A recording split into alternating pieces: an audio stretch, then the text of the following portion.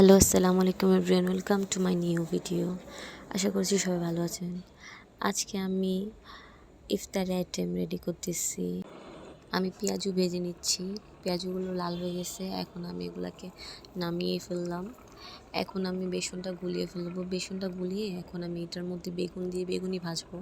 বেগুনিগুলো আমি একটু ছোটো ছোটো করে ভাজছি, কারণ কি বেগুনিগুলো একটু ছোটো হইলে মজা লাগে। আমার কাছে মনে হয় এগুলো একটু বেশি ক্রিস্পি হয়ে থাকে, তো তাই এখন আমি এগুলাকে নামিয়ে ফেলবো। এগুলো হয়ে গেছে ফ্রাই।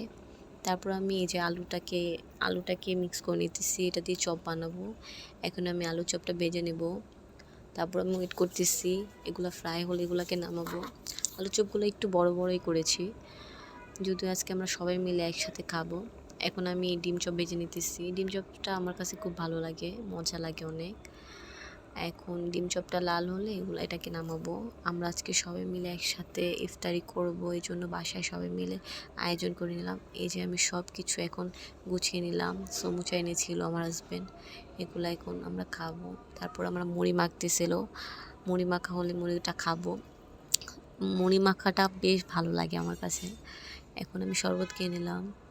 তারপর রেস্ট করার পরে নুডলসটা এনেছিল, এটাও খাইলাম এখন। তারপর না ভালো লাগতেছিল না, মাথা ব্যথা করতেছিল, তাই চা রান্না করে সবাই চা খাবো।